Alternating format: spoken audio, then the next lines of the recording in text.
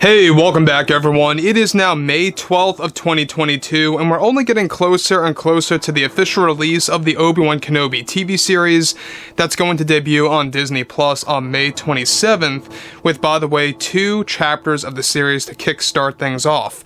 Now, with that being said, we already know that both Hayden and Ewan have been doing an excellent job promoting the series by really giving out a lot of interviews and talking more about their experience on the sets of the prequel trilogy movies, and of course working with Deborah Chow, the director of the Kenobi TV show. This is Mike Zero. Make sure to subscribe if you are new to the channel for future Star Wars updates. Also, by the way guys, make sure to drop a thumbs up on this video to support the channel. I thank you all so very much for the kind support. It is greatly appreciated. Now, we are currently in a very exciting time for Star Wars, given that there are a lot of things leading up to the new Star Wars universe. We're talking about, of course, all of the new Star Wars TV shows, the new Star Wars books, novels, and comics, as well as video games that are going to intertwine with the TV series and the new movies on the horizon. Now, one thing for sure is that John, George, and Dave Filoni are doing everything in their power to essentially bring back a lot of Star Wars Legends highlights to really make them canon and to canonize the highlights of the Legends material of the 1990s and the early 2000s at that. Now, with that being said, we already know that Kathleen Kennedy so far is still having a lot of problems with the Acolyte TV show, which, by the way, is labeled as a High Republic era Star Wars TV series. She's still having a lot of setbacks with that, a lot of issues with that TV series.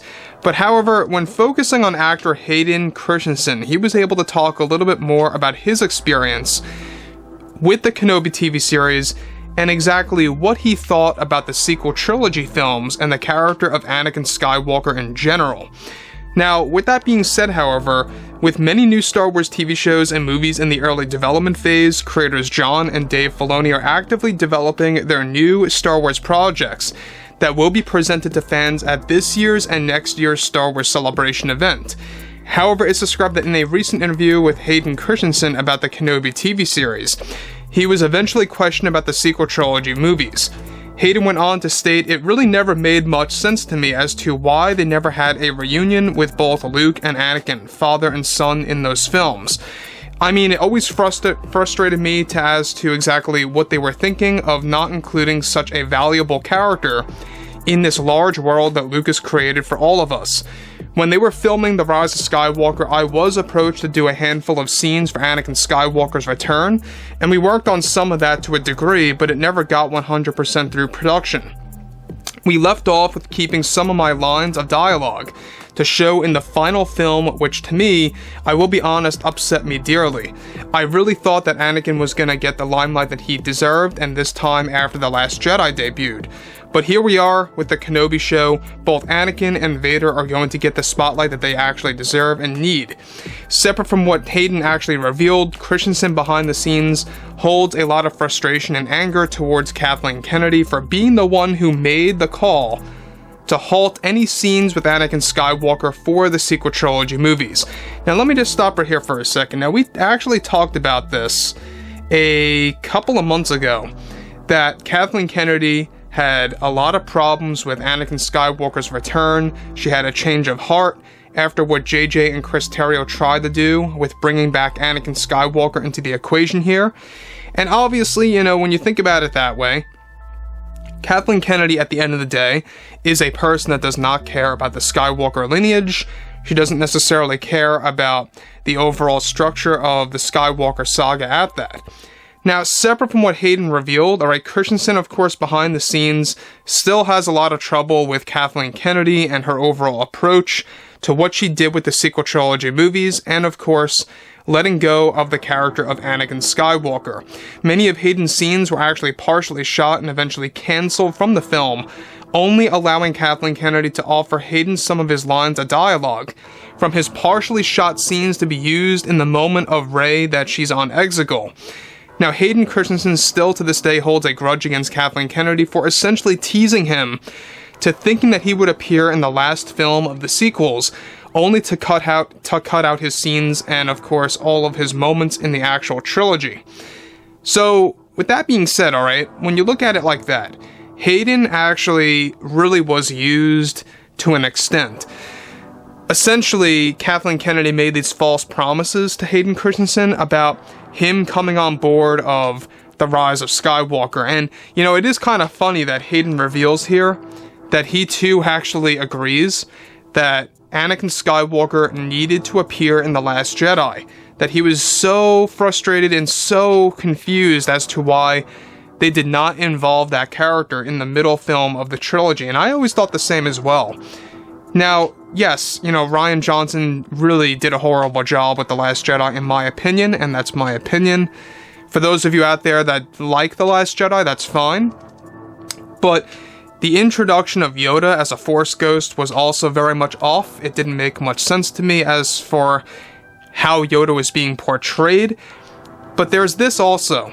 Alright, Rian Johnson even said that including Anakin Skywalker would have made no sense. It would have felt out of place. And Rian Johnson thought it over. He spoke about it with Kathleen Kennedy, and they came to the decision that it just would not have made sense to the character of Luke Skywalker at that point in time. To me, that's just insanity. You know, I think that if anything, it would have really kind of boosted the overall, you know, structure of the film and how valuable it could have really been. So, moving beyond all of this, alright, he goes on to say, eventually Hayden Christensen also revealed and stated the following. Myself and Deborah Chow repeatedly talked about our view on the sequels, and we both agreed that they missed a huge opportunity with Anakin Skywalker's return. It was nice to have somebody that agreed with my thoughts on the sequel trilogy movies, and hey, I'm not here to judge those that adore those films. I think that they needed some major work and a more honest approach by Lucasfilm at the time with the addition of Anakin Skywalker that really needed to be in those movies.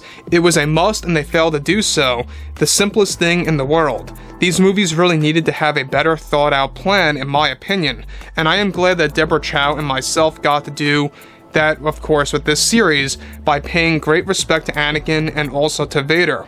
We both think that, of course, the fans are really going to love this show. I love my character just as much as I love my family, and I always felt that he needed more respect with Disney and the Disney movies for sure, honestly.